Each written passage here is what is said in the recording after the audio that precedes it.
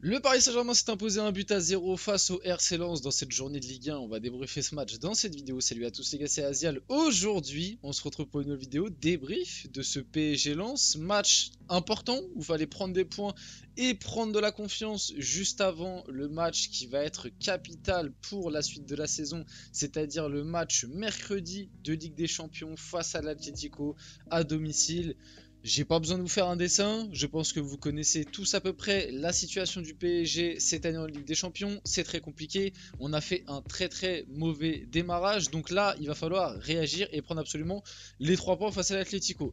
Et le truc qui m'inquiète justement, ça permet d'enchaîner sur ce match là, c'est que on a vu sur ce match là face au RC Lens pour moi tous les bons mais aussi les mauvais côtés de ce PSG version Luis Enrique 2024-2025, c'est-à-dire un PSG qui a le ballon, est dominateur, même si on va reparler aussi de la phase où il y a eu le carton rouge, ne vous inquiétez pas, parce que pour moi, une fois que le carton rouge a été là, limite le PSG a été moins bon qu'à 11 contre 11. Enfin, c'est pas limite, c'est même, je le pense. Le PSG a été moins bon parce que je pense qu'il y avait aussi un truc de gestion et tout, mais ouais, sur ce match-là, le PSG, on a vu les bons et les mauvais côtés parce que on a vu les bons côtés, c'est-à-dire avec ballon, dans le pressing, dans les courses, dans la création, mais les mauvais côtés, encore une fois, dans la finition. Et ça commence à faire beaucoup. Alors certains vont me dire, ouais, Brice Samba, il fait un match exceptionnel. Les gars, Brice Samba, il fait un bon match. Mais moi, je trouve pas que les frappes qu'on lui a mis aujourd'hui, c'était des frappes réellement pour le tuer, quoi. C'est-à-dire que, ok, il fait des arrêts, ok, il fait un bon match. Je crois qu'il finit le match avec 8 arrêts. 7 ou 8 arrêts, je crois, quelque chose comme ça. J'ai vite fait la stat passer. C'est son record en Ligue 1 avec le RC Lens. Je sais pas si c'est cette saison ou depuis qu'il est au RC Lens. Mais les frappes, quoi. Et il y a des frappes, à un moment, il y a Fabien Ruiz, ballon en retrait tout seul. Alors ok, c'est ton mauvais pied, mais tu tires en plein milieu. À un moment, pareil, il y en a une de, je crois que c'est Asensio. À un moment, il y en a une où Asensio, il lui tire dessus. Les mecs, en fait, c'est ça le souci de ce PSG là. C'est que pour moi, ce PSG, je vais le dire clairement, et certains qui ont regardé mon débrief face au PSV vont me dire que j'ai retourné ma veste, mais non, vous allez comprendre. Pour moi, ce PSG a le potentiel d'être à l'heure actuelle l'une des meilleures équipes au monde, dans le top 3, top 5. Mais qu'est-ce qui fait qu'à l'heure actuelle, le PSG n'est pas dans les meilleures équipes du monde? Et c'est aussi peut-être pour ça un petit peu que pour moi, il manque encore un peu d'aplomb à ce projet. Il manque pas forcément des stars, mais un ou deux grands joueurs en plus dans cet effectif. Mais pour moi, il manque pas grand chose pour que le PSG soit l'une des meilleures équipes au monde, parce qu'en fait, la seule chose qui te manque, c'est l'efficacité dans les deux surfaces. Et encore cette année en Ligue 1, dans la surface défensive, t'es plutôt efficace. C'est en Ligue des Champions là que je parle, où en Ligue des Champions, le problème de ce PSG, c'est qu'il te faut beaucoup pour marquer, mais il faut pas beaucoup aux adversaires pour marquer contre nous. Et ça, c'est un gros problème. Et je viens juste de calculer que je vous ai toujours pas dit bonjour, je vous ai toujours pas demandé de liker, de commenter, de partager, de vous abonner. Ça fait toujours plaisir, c'est ça qui aide pour le développement de la chaîne. D'ailleurs, je voulais vous remercier. En ce moment, la chaîne se développe très bien. Alors, de mon côté aussi, je charbonne. J'essaie de vous proposer un max de vidéos, même peut-être même peut-être limite un peu trop.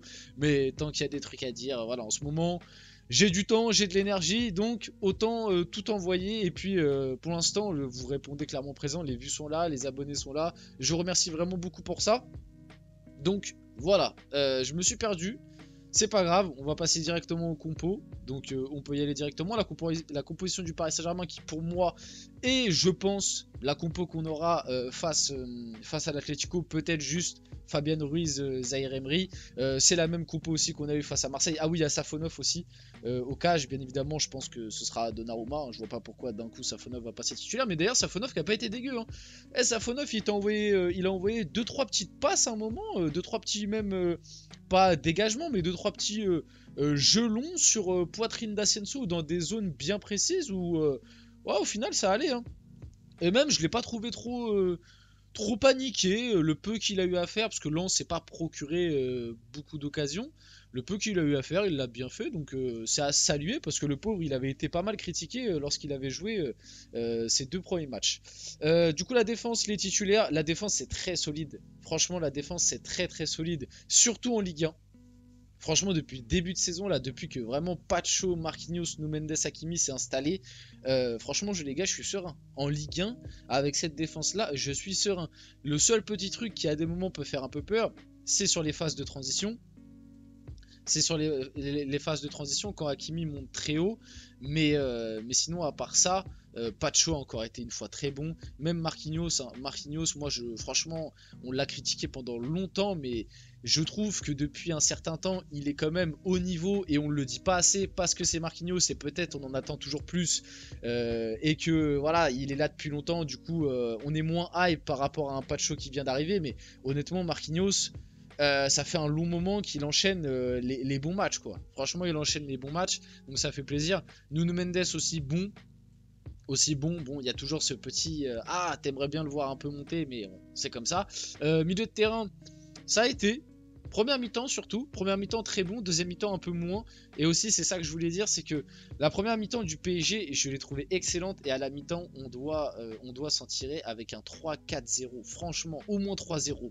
À la mi-temps, ça doit faire au moins 3-0 pour Paris. Pour moi, Lens n'a pas existé de la première mi-temps. Le problème, c'est qu'en deuxième mi-temps, moi j'ai trouvé le milieu de terrain un peu moins bien. Alors peut-être que c'est parce qu'on a commencé un petit peu à avoir de la gestion. Et comme j'ai dit aussi un petit peu plus tôt dans la vidéo, comment dire, comme j'ai dit un peu plus tôt dans la vidéo, une fois que Lens a pris son carton rouge, moi j'ai vraiment l'impression que le PSG a déjà plus souffert qu'à 11 contre 11 et j'ai l'impression que le PSG a arrêté de jouer. J'ai pas aimé cet aspect-là. Maintenant, peut-être qu'il y avait ce côté gestion, peut-être qu'il y a ce truc où les joueurs et Luis Enrique se sont dit bon, on mène un 0, on va s'occuper de gérer, on va s'occuper de pas prendre de but. Du coup, on a moins attaqué. Il y a eu aussi les changements. Parce que les changements ont été faits, bon, j'allais dire assez tôt. Il y a Kangin qui est quand même rentré assez tôt, à la 60e, juste après le rouge à la place de Dembélé, parce que Dembélé avait pris un petit coup. Zahir Emery qui est rentré à la 71e et Désiré Doué. La rentrée de Désiré Doué, encore une fois, je suis pas. Pour l'instant, Désiré Doué, voilà. Désiré Doué, j'ai un petit peu de mal. Bon, Zahir Emery, on connaît. Et Kangini dans un rôle d'ailier droit, je suis quand même moins fan que quand il est au milieu de terrain ou qu'il est en tant que faux neuf. Les attaquants, le truc qui est dur à juger pour eux, c'est que j'ai envie de dire qu'ils ont été bons parce qu'ils ont créé. Mais le problème, c'est qu'encore une fois, il y a trop de déchets. Il y a trop de déchets devant le but et aussi trop de déchets dans la dernière passe et même des mauvais choix. À un moment, Asensio, il frappe angle fermé alors qu'il faut centrer. À un moment, je crois c'est Barcola qui, pareil, il tente une frappe un peu de désespoir alors qu'en retrait, je crois c'était Fabian Ruiz qui était tout seul. Dembélé, il te fait encore une frappe entrée de surface qui finit sur le poteau. Bon, il a marqué. Mais voilà, d'ailleurs, il a marqué. Le truc est tout trouvé. Donc ça, c'est la compo des Lensois. Les Lensois qui sont venus pour jouer au foot. Après, une fois qu'ils ont pris le rouge, ils ont fermé un peu la boutique. Mais des Lensois très agressifs. Et moi, honnêtement, il y a même à des moments où j'ai pas aimé. Alors, c'est peut-être mon côté supporter qui parle, hein, je veux bien l'admettre, mais il y a même des moments où je trouve qu'il y avait de l'agressivité négative du côté des Lensois. Il y a eu plusieurs tacles, plusieurs fautes où c'était des fautes et des trucs méchants. Désiré Doué, il est rentré 20 minutes, il s'est fait tacler 2 fois au niveau de la cheville. 2 fois, il se fait prendre la cheville. Alors, ok, c'est bien de mettre de l'intensité, de l'agressivité. Ils sont venus aussi jouer haut, jouer au foot. Ils ont essayé de proposer des trucs. Ils prennent rouge, ok. Mais ouais, moi j'ai senti de l'agressivité négative de Lens. Et moi, en tant que Parisien, bien évidemment que ça m'énerve. Et que ça m'énerve d'autant plus qu'on a un match très important de Ligue des Champions 3 jours après, quoi. Et des fois, j'ai l'impression que certaines équipes de Ligue 1, elles en font exprès. Je vous jure que des fois j'ai l'impression que dès qu'on joue certaines équipes de Ligue 1 et que ces équipes de Ligue 1 là savent enfin ils savent tous, mais savent qu'on joue en Ligue des Champions 2-3 jours après, j'ai l'impression qu'elles font exprès de mettre des petits coups de vis là pour blesser certains. C'est ce qui s'est passé avec Dembélé, Hakimi, voilà. Donc le but de Dembélé sur un magnifique travail de Barcola sur le côté qui fait la diff par sa vitesse, qu'on voit un beau centre, Dembélé qui finit but vide. Et j'oublie pas que à la base sur la récupération, c'est Fabian Ruiz qui récupère et qui envoie bien Barcola. Donc Barcola est le premier joueur français à être impliqué sur 10 buts dans les 5 grands championnats cette saison, 8 buts de passe D. Je veux pas dire, hein. Mais Barcola a des meilleurs stats qu'un certain génie français qui joue du côté du Real Madrid. Je dis ça, je dis rien. En plus, Barcola, il tire pas les pénaltys. Ouais, du coup, cette faute très très grave aussi qu'il y a eu sur Hakimi. À un moment, il y a Nuno Mendes aussi qui prend un tacle d'assassin. Enfin bref, moi, j'ai pas aimé l'agressivité des Lensois. Et pour finir la vidéo, pour le 3e match de suite en Ligue 1, Randal Kolo Muani ne joue pas la moindre minute, il ne s'est même pas échauffé aujourd'hui, comme c'était le cas face à Marseille. Le message est clair, et de toute façon, moi je le pense, Kolo Muani, il faut que tu trouves un nouveau club. On finit la vidéo là-dessus, j'espère que cette vidéo vous a plu, c'est le cas, n'hésitez pas à la liker, commenter, partager, et vous abonner les gars, c'était Asial, et on se retrouve très rapidement pour une prochaine vidéo.